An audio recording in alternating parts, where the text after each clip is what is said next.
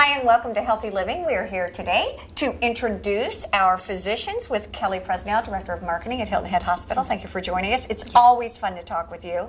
We have a great doc to talk to today. Yes, Dr. Nicolas Mihalec. He's one of our orthopedic surgeons who's on the medical staff here at Hilton Head Hospital. We also have Dr. Joe Tobin and Robert Gavin, orthopedic surgeons as well. Dr. Mihalec today is going to talk about knee replacements and the newest technologies that we're offering to treat people that need a knee replacement. We're excited to talk with him. When he walked in today, it was kind of fun because he got all kinds of things to show us, models, new cutting-edge, innovative techniques. It's exciting. The physicians like the toys, yes, the implants, and they like to show the tools, things that they're using on a regular basis, to do their operations. Well, we're going to take a quick break and come back and talk with Dr. Nick Mihalec. Thank you.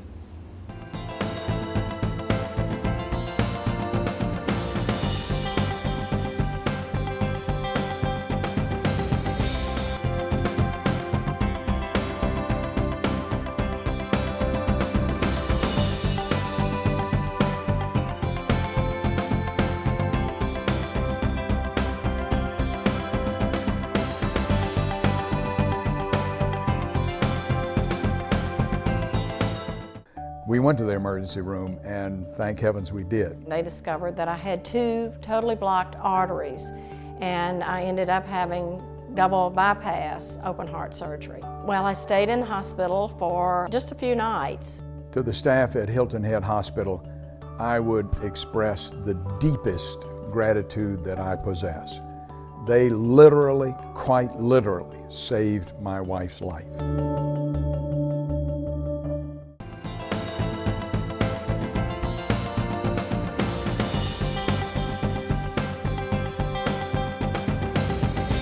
Hi and welcome to Healthy Living. I am here today with my friend Dr. Nick Mihalec. I'm very excited to talk with you today. We're going to be talking about, I think, something that's very interesting to a lot of people, really at any age. And it's been a ball talking to you before we even get started taping about knee replacements and all the innovations that have occurred, just the changes in knee replacements.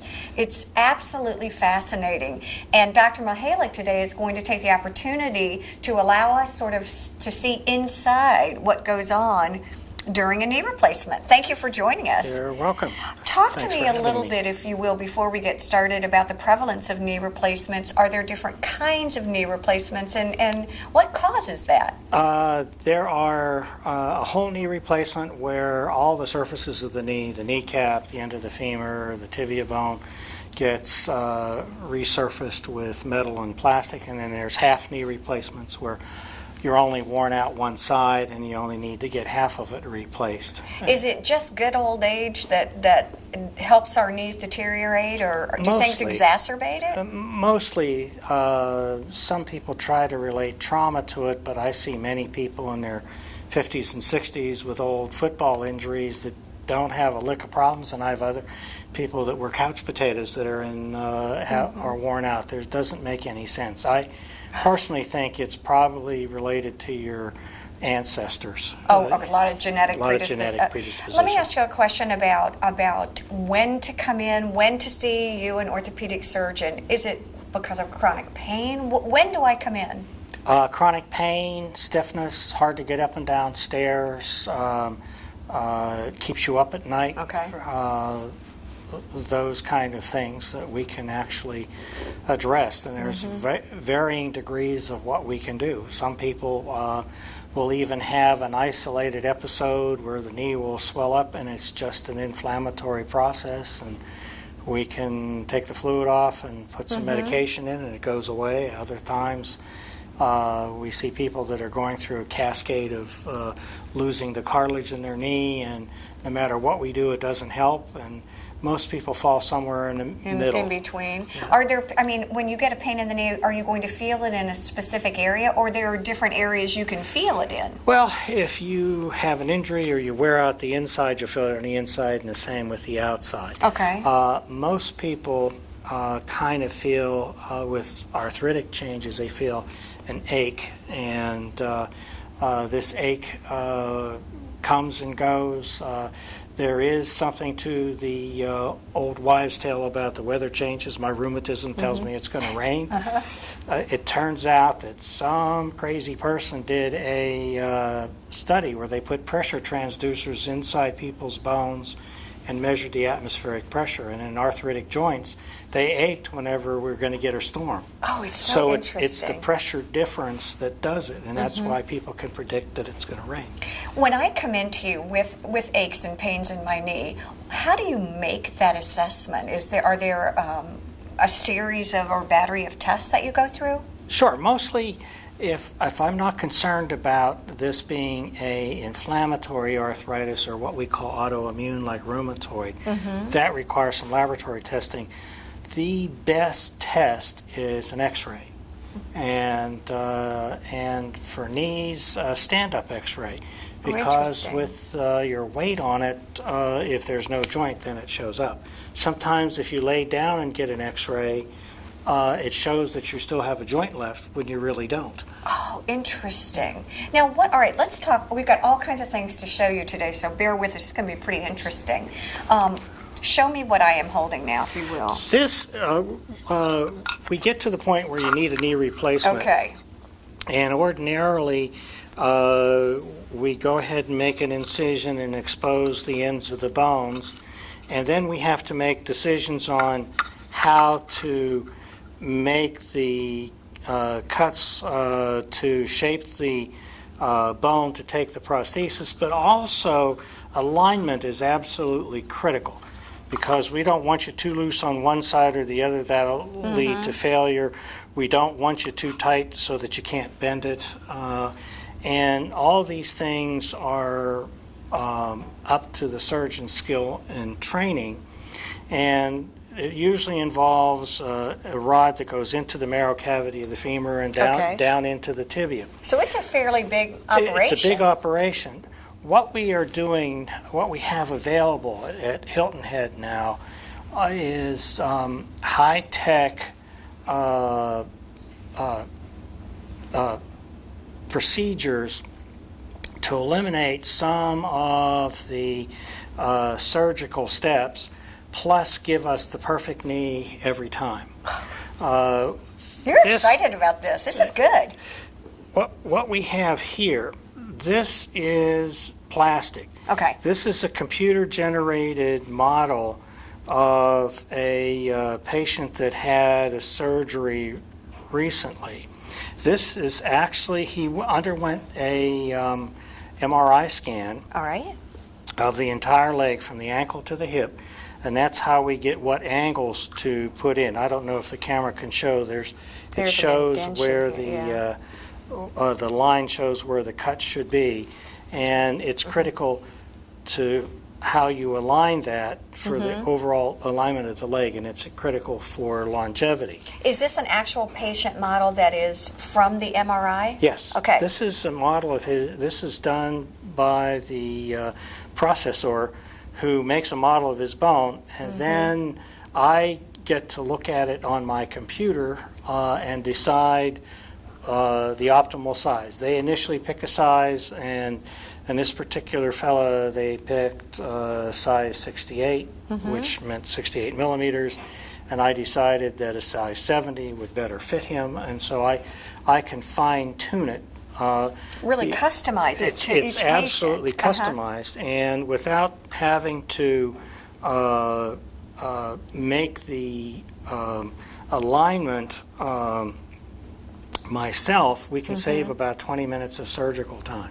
It is really unfathomable to me. I mean, it's amazing how specific. How this works is the other part that they send us is a little pinning jig that we put on here, and what we It's like a template, really. It's a template, and what we do on the patient's knee, we transfer this from the model to the patient's knee, which fits exactly. It has the same bony contours and bumps.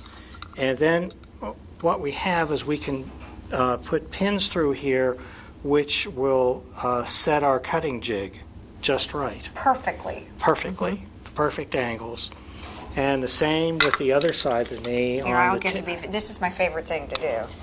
It's so fascinating. I mean, it really is. And again, we're talking about knees and knee replacements and all the cutting edge things. Okay. And this is how it looks on the tibia. And we put the pins here, and Here, I'll get this. Yeah, and we There can you see where the I don't know if the camera can pick it up, but there's a line across here where the what we call the osteotomy or the cut should be. And What is the average length of time for an operation like this? it's about an hour and a half, Wow. but we can actually cut it down 20 minutes by using this computer-generated pinning jig. So it really takes the calculations that you make on site. It sort of helps. You can do that ahead of time. It We makes can you do more that ahead of time. proactive. Whatever the Absolutely, and with having the computer three-dimensional model that I can turn 360 degrees, I can look and say that if they had a size 83, it might be too big, that it would overhang in certain places. I can actually punch a button on the computer program to take it down to a size 79. Oh my gosh. And so I can play with everything, and once I've got it set exactly what looks the best fit, then I authenticate, and then they begin the manufacturing process for this.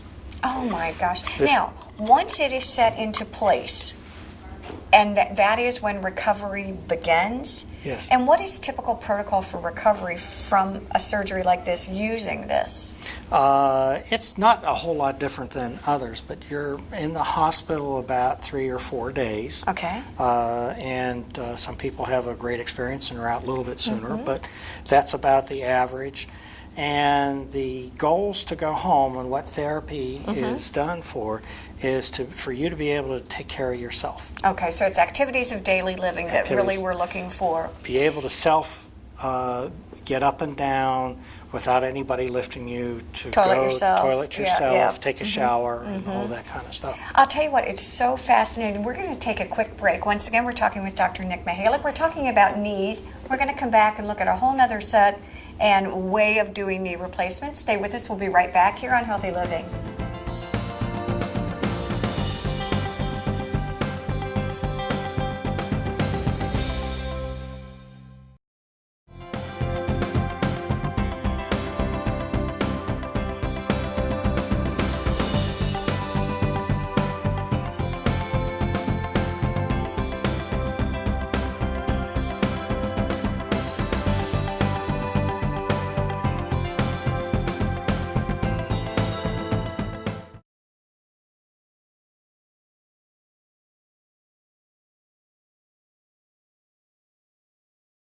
Excuse me. Hi, can I get through, please? Dr. Newman. You know, there has to be a better way.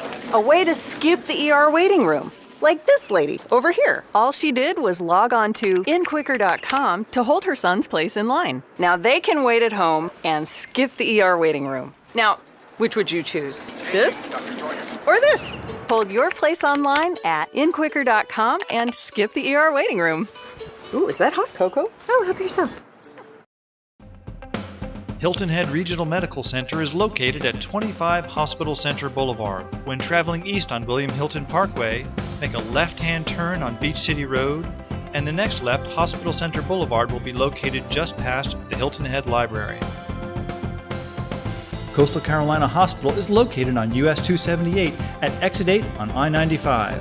Telephone is 843-784-8000. On the web, www.coastalhospital.com. The vision for Hilton Head Spine Center is very clear. It's to provide world-class spine care to our patients. Physical therapists were there. They were there holding you up. It's nice. I just love working with all of these patients and their families and getting to know them and helping them on their journey. My life is definitely better, and I'm glad that I came here at Hilton Head Hospital.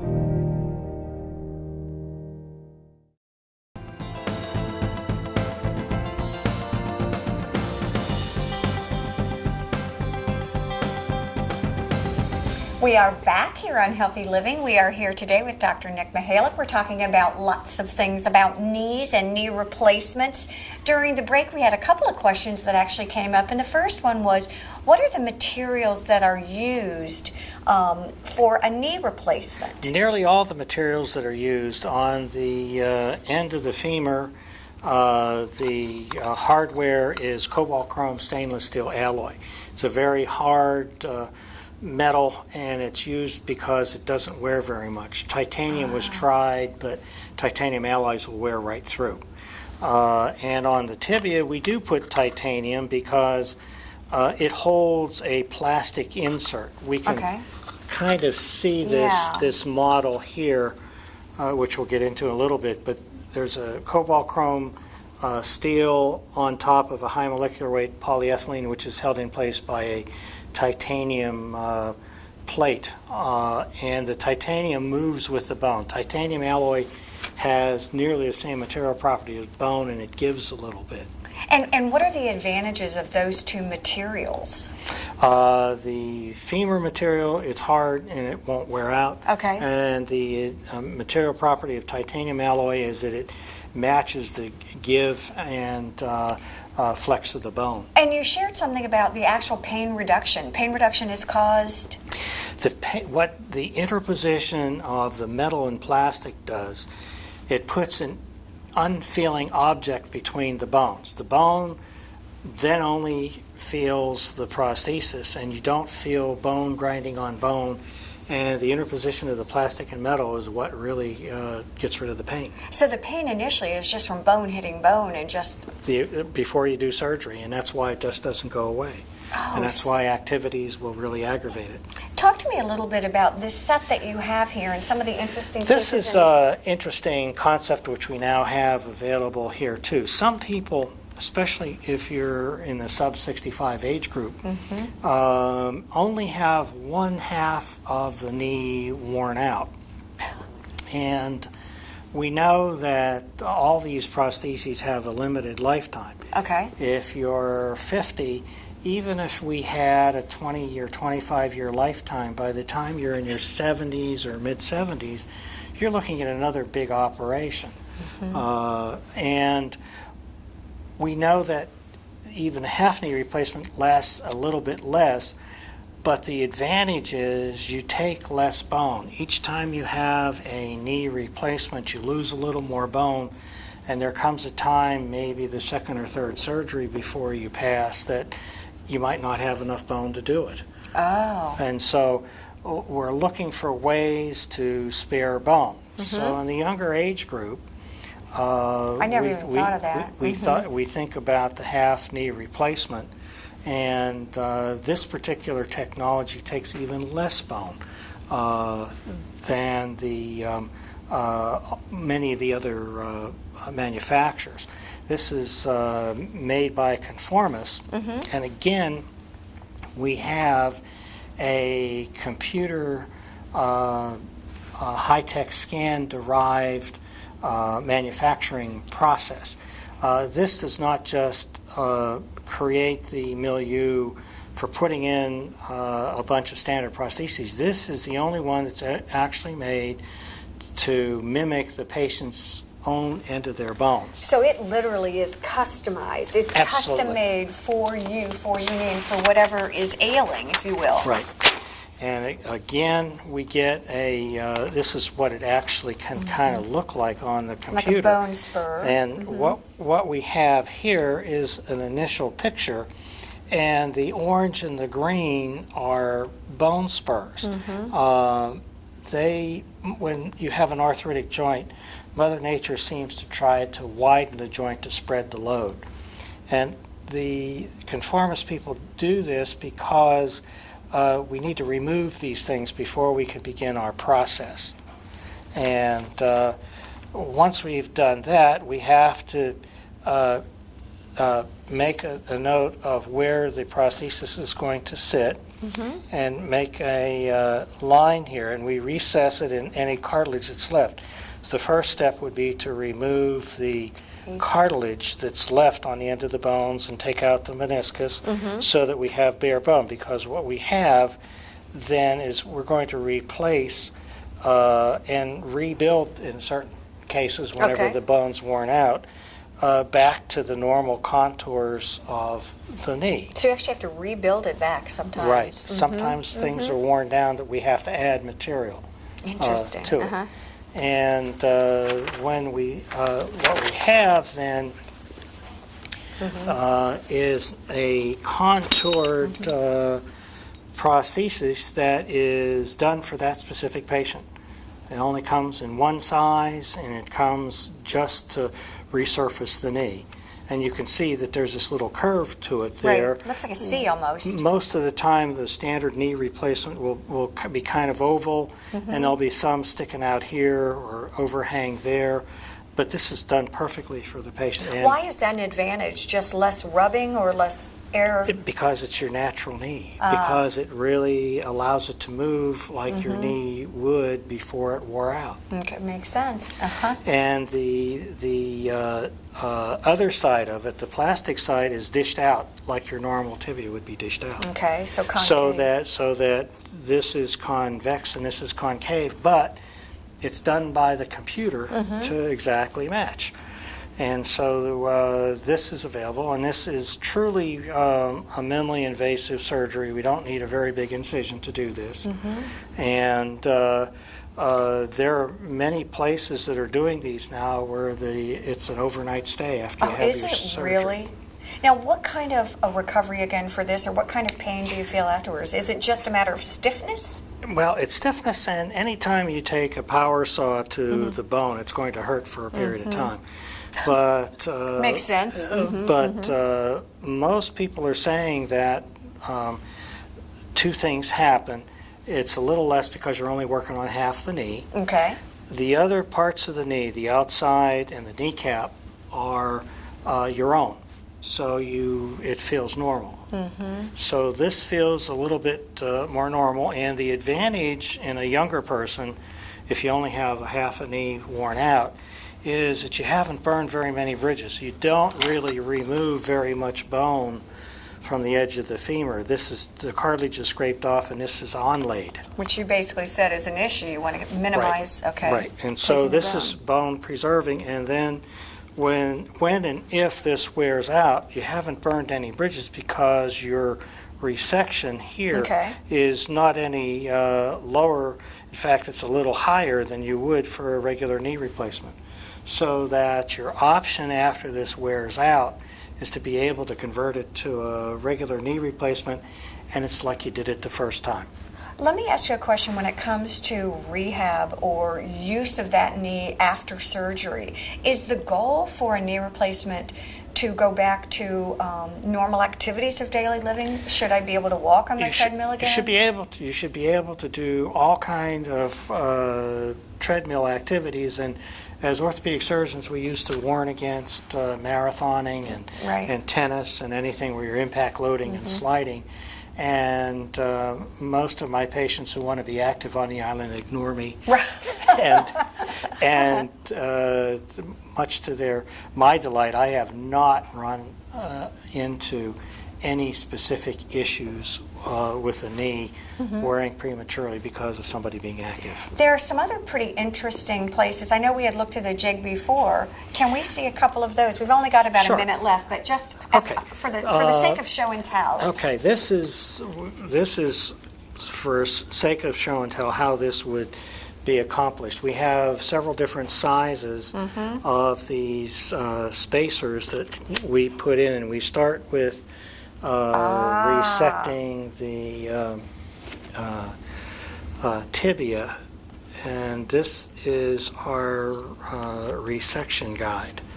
So once we've got on there, we know this guides us how to make the vertical cut and the horizontal cut, and then the other guide that we started out with, which we showed you before, this goes on the knee to show where the prosthesis is going to and Dr. Mihalec, lie. You said something really interesting, and then I know we have to go, but when I ask you if things change in this field exponentially, you had a really nice, you said? I think everything at this point in time is evolutionary, it's not revolutionary.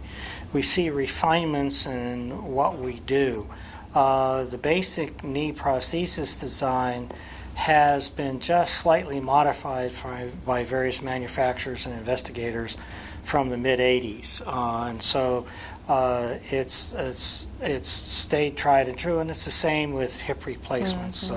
Dr. Charnley in England developed a hip replacement in the 1960s and early 70s, and the same basic design. What we've gone through is some growing pains with what we call bearing couples. I think everybody's aware of all of the advertising about metal bearing couples. Yeah, we've heard it. Well, it is always wonderfully informative to have you.